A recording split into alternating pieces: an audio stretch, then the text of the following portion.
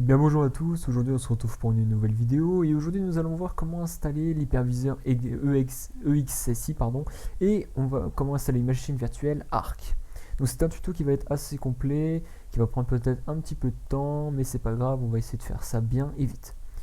Donc dans un premier temps, vous rentrez dans la description pour télécharger VMware Workstation 16 Player et vous aurez deux liens de téléchargement qui seront dans la description qui vous permettront de télécharger sur le site Arch Linux et un lien de téléchargement Mediafire ou Mega, je sais pas encore, de VMware VMvisor Installer. Ça c'est pour l'EXI. Voilà. Parce que le site, je n'arrive pas à m'y connecter. Donc vous allez vous rendre sur internet, vous allez ici taper VMware, enfin vous n'allez pas le taper, c'est en description, mais bref, on va se rendre dessus pour télécharger la Workstation Player. Voilà, donc sur le lien, yes, lourd, sur le lien, vous devrez arriver sur une page comme ça. Alors, Workstation 16 Player. Et vous devrez arriver, s'il veut bien, sur une page comme ça. Vous descendez un petit peu et vous cliquez sur télécharger. Pour Arch Linux, c'est la même chose. Vous arriverez sur cette page, vous cliquez ici sur Download. Vous descendez jusqu'à France. Et sur France, vous choisirez le mir.archlinux.fr. Voilà. Une fois qu'on a cela, on va pouvoir télécharger VMware Workstation. Alors, je ne vais pas vous montrer comment l'installer. Je pense que vous savez comment on installe un logiciel. Je pense pas que le tuto soit fait pour ça. Surtout qu'on a déjà pas mal de choses à faire. Tac. Alors, on va pouvoir commencer par créer une nouvelle machine virtuelle. Donc pour ça, vous faites Browse, vous allez chercher le VMware VMvisor Installer, vous faites Ouvrir, vous faites Next, vous mettez un nom, donc moi je vais mettre EXI 1 par exemple, Next. Vous mettez, moi je mets environ 30 Go pour ce disque là. Vous pouvez même mettre 50 si vous voulez en mettre 50. Alors, pour ces deux options-là, pour ceux qui sont sur Windows 11, je ne sais pas si c'est le cas pour Windows 10 et je ne sais même pas si c'est ça le problème que j'ai eu, mais Windows Defender bloque de plus en plus de choses, que même si c'est des logiciels qui sont vérifiés. Donc évidemment, vous pouvez faire autoriser sur l'appareil, etc. Le fait de faire un split virtual disk into multiple files, ça va créer plein de petits fichiers, et je pense, enfin parce que j'ai eu ce problème là, et quand j'ai changé ça a marché, que Windows 11, Windows Defender n'accepte pas le fait qu'il y ait plein de petits fichiers qui se créent. Donc moi ce que je vous conseille de faire si vous êtes sur Windows 11 comme moi, c'est de faire Store Virtual Disk as a single file. Vous faites Next, Customize Hardware, oui, vous faites Add. Pour le network adaptateur, vous en rajoutez un. Tac, donc vous changez en NAT, vous allez sur Host Only, voilà, ça va être utile. Processeur, vous faites Close, et on va rajouter après autre chose. Tac, il a lancé, super. Donc il faudra relancer la machine après, et je vous expliquerai pourquoi.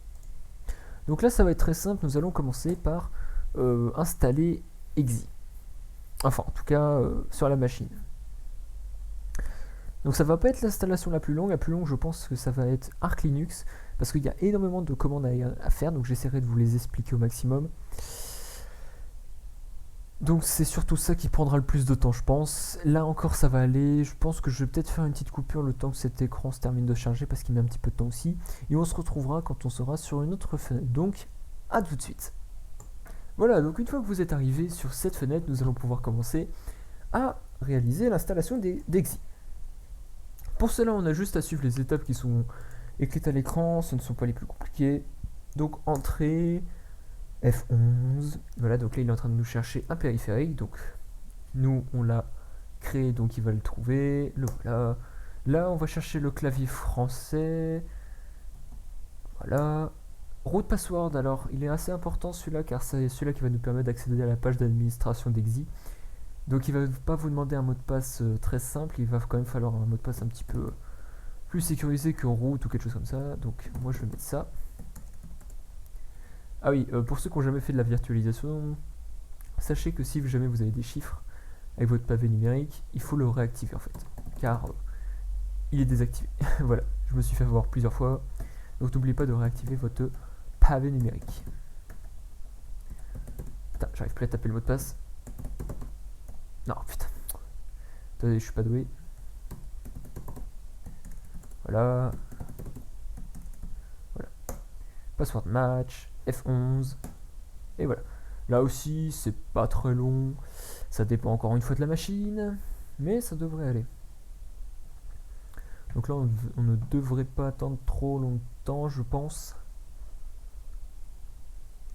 Ouais, on est déjà à 50%, 54%. Ouais, ça va être assez rapide.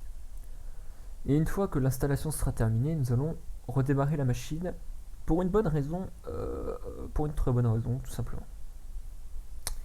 Nous allons devoir lui ajouter un nouveau périphérique, virtuel évidemment, mais l'ajouter quand même.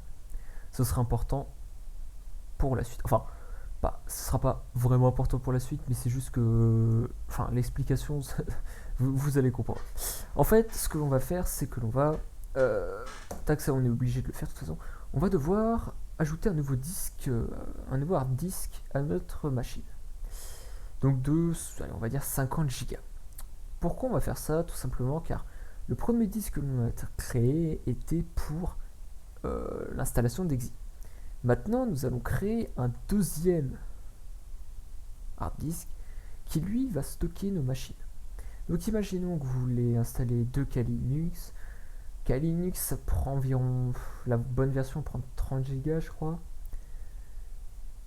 Si vous voulez en installer deux, il vous faudra 60, allez pour être bien 80 Go de stockage. Donc, ce qu'on va faire, c'est qu'on va créer un nouveau disque pour pouvoir installer nos différentes machines. Donc si par exemple nous, dans notre cas, ça va être Arc, on va peut-être avoir besoin de 8 Go, pas plus. Donc pour être bien, je vais créer un disque de 20. Voilà. Pour être sûr. On n'est jamais trop prudent. Voilà. Mais si vous voulez en installer plusieurs, ça dépendra ensuite de la taille du système. Donc on va pouvoir fermer la fenêtre. Alors oui, si jamais vous vous demandez où est passé votre curseur, pour le revoir, vous faites CTRL ALT et il réapparaît. Donc on ferme la fenêtre, on fait Power Off et on va pouvoir installer le nouveau hard disk. Donc là, ça va rien de très compliqué. On relance VMware. On va se rendre sur notre machine, on fait Settings et ici on va faire Add Hard Disk SCSI Create et là je vais mettre 20 Go. Hop, on passe en single, finish. Ok, et on peut relancer notre machine. Voilà, et le temps qu'elle démarre, on peut préparer. Ah bah c'est déjà fait, on prépare le nouvel onglet. Je vais juste déjà commencer à taper le truc parce que j'ai pas envie de perdre de temps. Donc le lien pour se rendre sur notre page d'administration existe, c'est toujours la même chose, c'est toujours https c'est en 192.168. quelque chose. Alors, je vais le taper là. Tac. Donc là on a juste à attendre. Je sais plus si mon lien se termine en 128 ou pas, on va vite le savoir de toute façon. C'était pour essayer de gagner un peu de temps. C'est toujours ça qui est le plus long, on dirait. C'est pas grave. Allez. Je désactive ça aussi. Voilà, ok, ça a changé. 187.131. Alors, 187.131. Help me understand. Putain. Ah putain. Alors, ça, // 192.168.187.131. Voilà. Help me understand, continue. Alors, le nom d'utilisateur, c'est simple, c'est root. Et le mot de passe, c'est le mot de passe que vous avez créé tout à l'heure. On fait entrer et bienvenue sur l'interface d'Exi. Alors, sur la première interface, vous avez en fait toutes les informations de la machine hôte. Donc, que ce soit la RAM, enfin les composants, les performances, etc. Nous, les deux qui vont nous intéresser, c'est le stockage et la machine virtuelle. Pour le stockage, nous allons devoir en fait tout simplement upload l'ISO, l'image ISO de notre arc. Donc pour ça, ce que l'on va devoir faire, c'est créer une nouvelle data store, une banque de données. Donc là, on fait créer une nouvelle banque de données, on fait suivant, on va lui mettre un nom, donc moi je vais l'appeler data store, comme ça, c'est très bien. On choisit notre disque de 20 Go, comme vous pouvez le voir, ça m'a bien sélectionné celui-là de 20. Suivant, suivant, terminé. Et on fait oui. Voilà. Maintenant, on va se rendre dans machine virtuelle, une fois que cela est fait, et nous allons pouvoir créer notre première machine virtuelle. Donc pour ça, on fait créer une machine virtuelle, jusqu'à là, tout est logique, et non, attendez, je viens d'oublier, on va dans le data store, explorateur de banque de données, excusez-moi, télécharger, et on met l'arc Linux, voilà. Excusez-moi, j'ai failli l'oublier. Sinon, de toute façon, on n'aurait pas pu, même si je l'avais oublié, on n'aurait pas pu continuer dans tous les cas, donc autant s'en rendre compte maintenant. Donc là, ça va juste téléverser, si vous préférez, mon image ISO vers mon data store. Et une fois ensuite, quand on va créer la VM, on pourra le choisir. De toute façon, il est tout seul, donc forcément, il n'y aura que à choisir. Donc là non plus, ça doit pas prendre trop de temps, je pense. Voilà, 73, on est déjà bientôt fini. 80... 90, 92, 94, 16, même pas. Voilà. C'est parfait. Et là, on peut aller dans machine virtuelle. Excusez-moi encore une fois. Créer une machine virtuelle. Le nom, voilà, vous mettez ce que vous voulez. Moi, je vais mettre Arc. Machine virtuelle, oui. Sélectionnez. C'est un Linux. La distribution n'est pas là. Donc, vous faites autre. Donc, autre Linux 64 bits. Suivant. On choisit bien le disque. Ici, pour la mémoire de RAM, moi, je mets tout. Je vais mettre 2 Go. Parce que je mets toujours 2 Go sur une machine. Le stockage 8 Go, c'est amplement suffisant. Pour ce qu'on va faire en tout cas, pour nous ce que l'on va faire, ça suffit. Dans lecteur de CD DVD 1 périphérique HOD, vous allez sur fichier ISO et vous choisissez votre fichier ISO. Voilà, suivant, tout est bon, terminé. Et voilà, vous avez créé votre première machine virtuelle et maintenant nous allons pouvoir passer à la configuration de Arc, qui va être un petit peu plus long, sachant qu'on est déjà à 12 minutes 40 actuellement de vidéo. Bon, pour ça, c'est très simple, soit vous faites mettre sous tension, soit vous cliquez ici, et ça va lancer notre machine. Alors, je vais agrandir un petit peu la fenêtre, voilà, et on va pouvoir commencer. Alors, la première chose que l'on va faire pour configurer un arc, donc un Linux, ça va être de créer les partitions de notre disque. Qui s'appelle, pour ceux qui ne le savent pas, SDA. Donc nous allons créer 3 partitions primaires. Donc ça va être une de 512 mégabits, une de 2 Go et le reste ce sera le reste. Voilà. Donc la première étape, ça va être déjà de savoir s'il est bien là. Donc ls belk. Donc ne vous inquiétez pas, oui il est là. Voilà. Il se situe. Ah oui, ça on voit pas. Si, là, ici, vous voyez, SDA. Voilà. Donc, pour créer des partitions, on va utiliser la fonction fdisk. Enfin, c'est ce qui est implémenté avec Linux. Alors, quand vous allez commencer, votre clavier sera en QWERTY. Donc, vous voyez, quand j'appuie sur A, ça me met un Q, etc. Pour changer son clavier, on exécute la commande load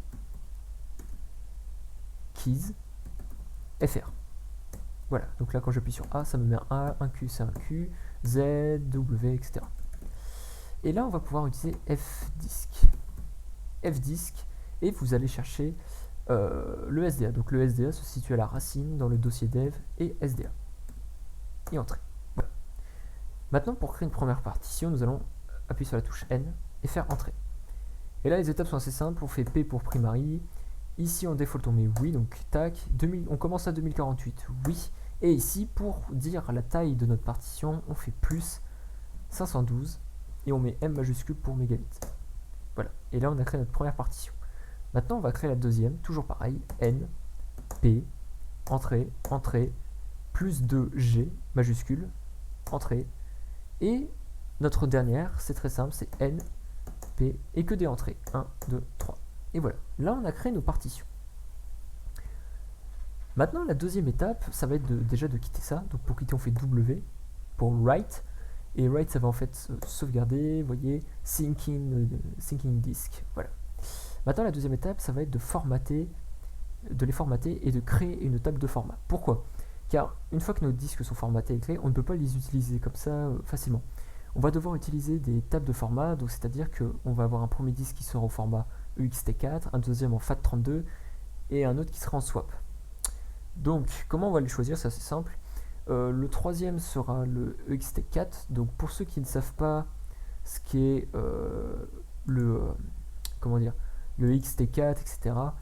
Ce sont les formats de système, enfin c'est les systèmes de fichiers propres à chaque système d'exploitation. Par exemple, pour vous donner un exemple, sur Windows, on est en NTFS, donc c'est-à-dire que c'est New Technology File System, et c'est le système de fichiers de Microsoft pour Windows. Ok. Et bien sûr Linux, nous c'est EXT4. Donc ce que l'on va faire, c'est mettre notre premier disque, donc SDA3, en EXT4. Donc pour faire ça, on fait la commande mkfs pour le formater, et on précise dans quel format, et on va le chercher. Donc nous, il est toujours à la racine dans le dossier dev et SDA3. Voilà. Ensuite, la deuxième étape, ça va être de s'occuper du SDA1, donc celui de 512, qui va être au format FAT32. Donc pour ça, on fait mkfs.fat -f majuscule et on va préciser quel FAT. Donc nous, c'est FAT32 et on va le chercher /dev /sda1. Voilà. Ensuite, nous allons faire de notre SDA2 un swap. Pour ceux qui ne savent pas ce que c'est un swap, c'est très simple. Comme vous le savez, nous avons mis 2 Go de RAM sur notre machine. Le swap est très simple. Si jamais notre RAM est saturé, il va aller chercher la mémoire nécessaire dans le swap et va l'intégrer à notre RAM pour avoir la RAM nécessaire. C'est un peu une sorte de réserve, si vous voulez. Donc pour ça, on fait un mkswap /dev /sda2 et entrée. Et là, nous avons créé on a formaté et créé nos tables de format.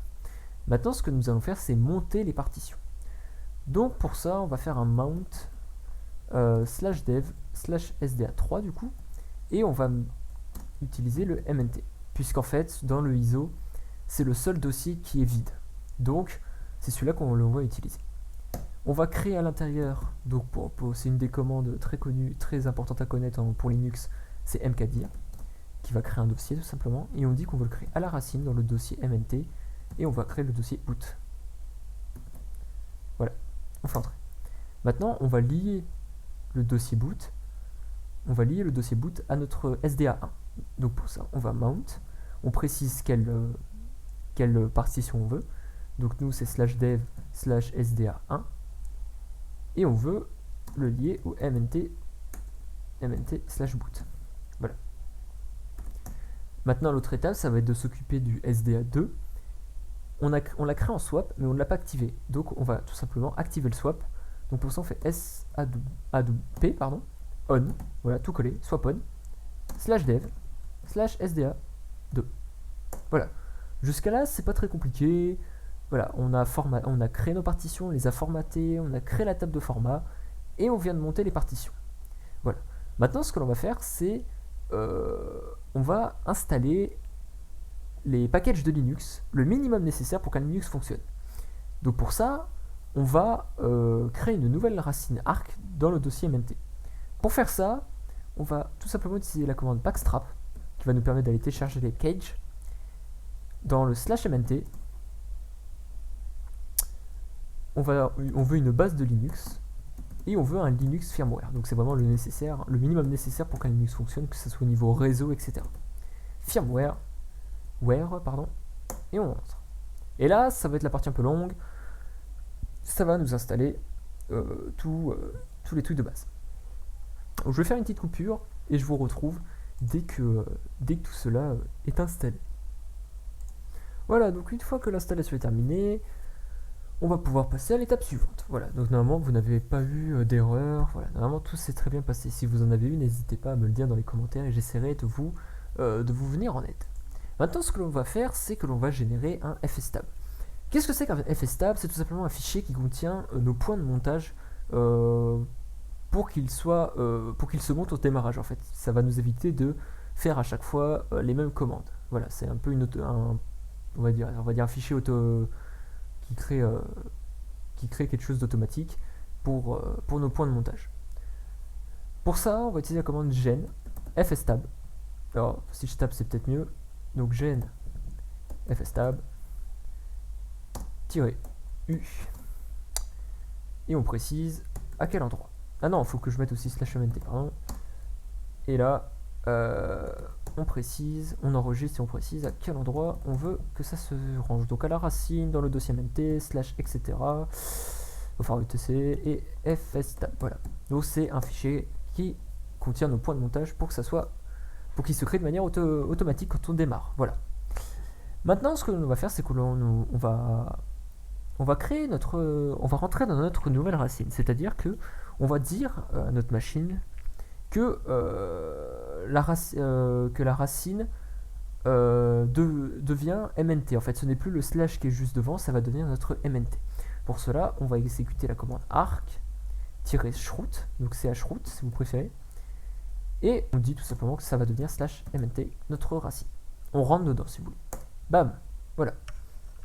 Maintenant, ce que l'on va pouvoir faire, c'est de passer à la configuration un peu moins importante entre guillemets. Ça va être la time zone, le clavier, ça c'est quand même assez important, le nom de la machine, etc. Donc, pour la time zone, donc c'est pour l'heure en fait tout simplement, si vous préférez. Pour configurer l'heure, ce que l'on va faire, c'est faire tout simplement un ln-sf et on va chercher dans le dossier, donc ça va être dans le user, merde, c'est dans user, share, nous ça va être du coup zone info, je crois, oui c'est ça, et nous on est en Europe, et on veut à Paris.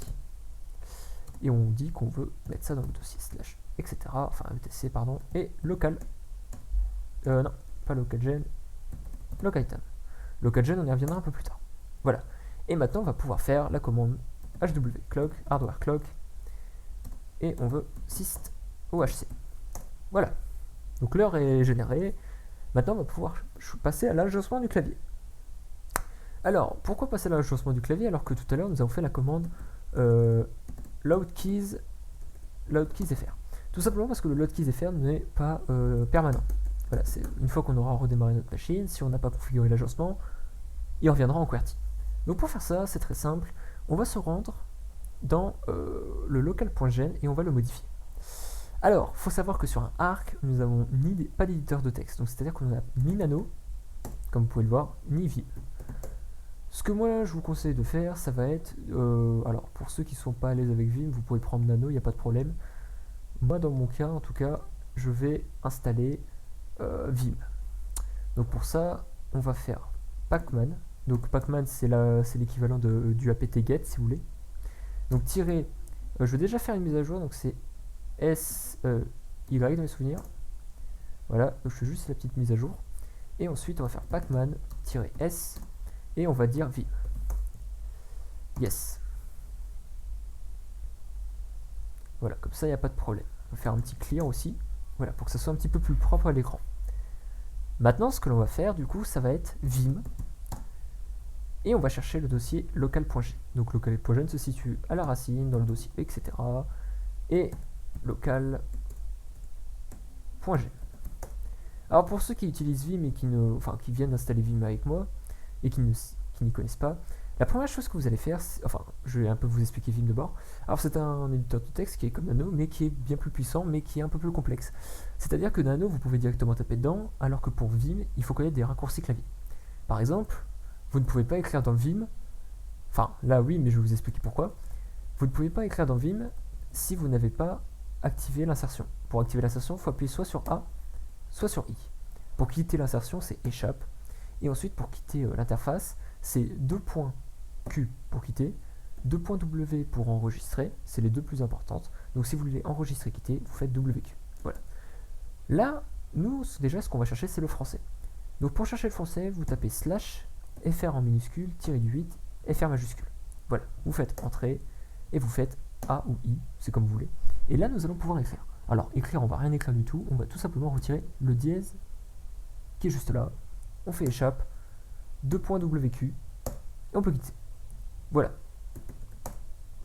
Là, nous avons configuré, enfin, nous avons activé la langue française et l'UTF-8, donc c'est l'encodage, pour le français. Maintenant, nous allons devoir le mettre dans un fichier de configuration.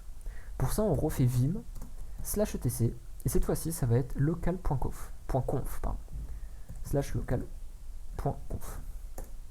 Et dedans, nous allons tout simplement mettre, donc on appuie sur A, langue, et on va tout simplement mettre le même nom, donc ça va être fr minuscule, underscore, fr majuscule, point utf-8. Voilà. Là, on fait échappe, 2.wq. Et on va ensuite mettre la keymap, on va dire que c'est que c'est en France, tout simplement, que c'est français. Donc pour ça, nous allons nous rendre dans vim /etc /vconsole.conf et entrer. Voilà, petit a, et ici on met keymap qui est égal à fr. Voilà, échappe. Et j'ai fait quelque chose de merde, je crois. Ouais, ça. Tac, voilà. Échappe, 2.w. Voilà, petit clear, et on est bien. Maintenant, nous allons pouvoir donner un nom à notre machine. Donc c'est pas le plus important, mais c'est quand même mieux de l'avoir. Donc, pour ça, on retourne dans Vim, ou Nano, hein, si vous avez Nano d'ailleurs. Vim, et on va pouvoir faire /etc, et c'est au même endroit, et hostname. Alors là, vous mettez un peu ce que vous voulez, moi je vais mettre arc tout simplement. Voilà, échappe, 2.wq. Et voilà. Maintenant, nous allons régénérer, je sais plus parler, nous allons régénérer le noyau. Donc ça va permettre de régénérer notre noyau quand on va vouloir de le démarrer. Voilà, ça permet de faire une petite régène, c'est sympa. Voilà.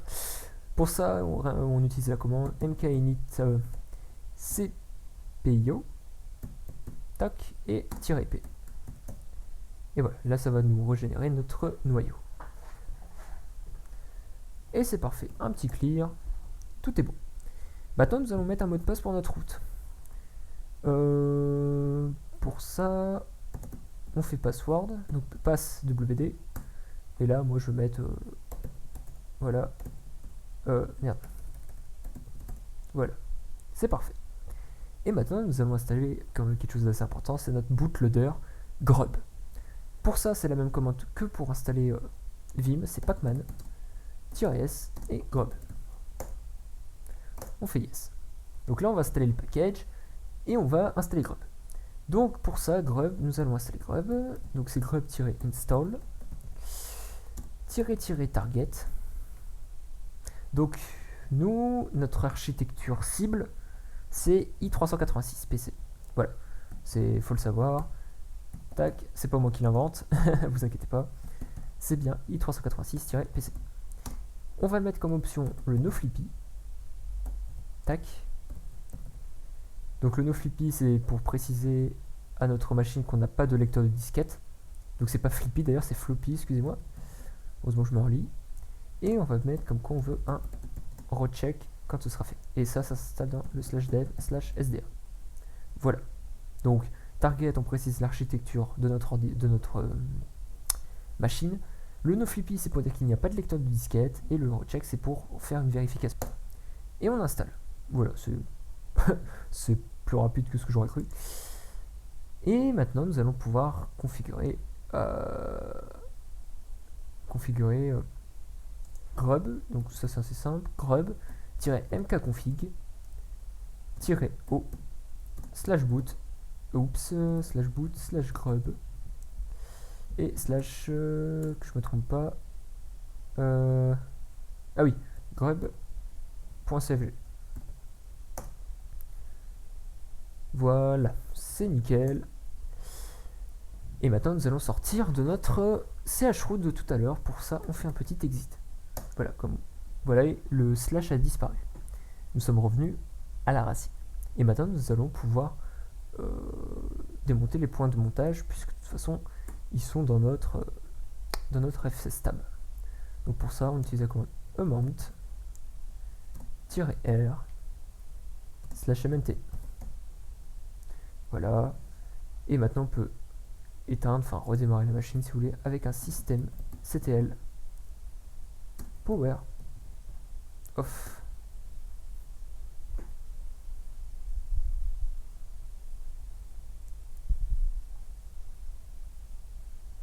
On attend que ça charge.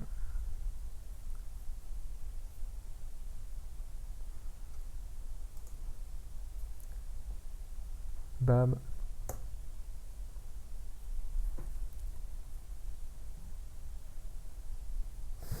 Donc là on met en route le mot de passe. Vous voyez, donc le mot de passe que j'ai rentré est le bon. Enfin, ça vous pouvez pas le savoir, mais je sais que c'est bon. Donc c'est que notre password a bien marché, donc la configuration a bien fonctionné. La dernière chose que l'on va devoir faire, et cette vidéo sera terminée, ça va être de configurer le réseau. Voilà.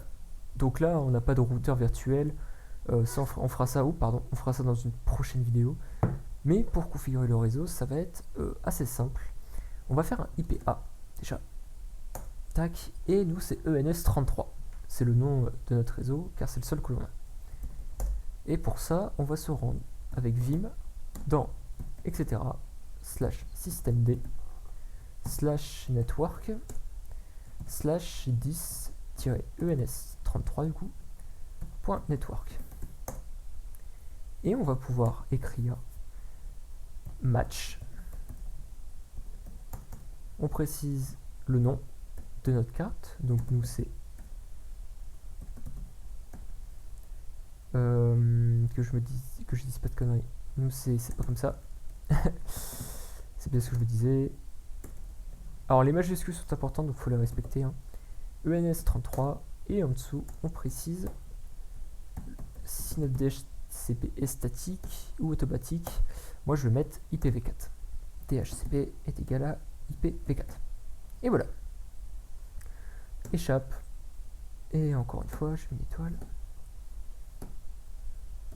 Voilà. Échappe. Oh putain.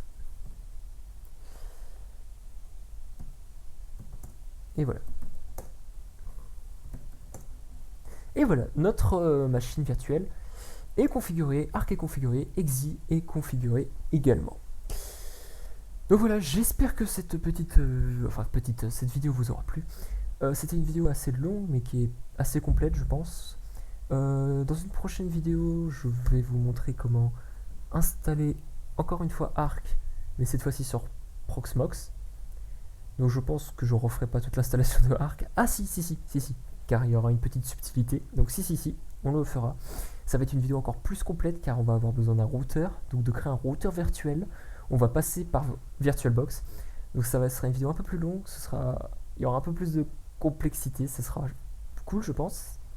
Voilà, donc si jamais la vidéo vous a plu, si vous avez appris quelque chose, si vous avez aimé, n'hésitez pas à me le dire dans les commentaires, n'hésitez pas à me le faire comprendre avec un like. Si jamais vous voulez continuer à suivre mes vidéos, n'hésitez pas à vous abonner. Si jamais vous avez des questions, des problèmes, n'hésitez pas à me le dire dans les commentaires, je serai là pour vous y répondre. Et sur ce, merci d'avoir regardé cette vidéo. Moi je vous dis à la prochaine. À bientôt tout le monde.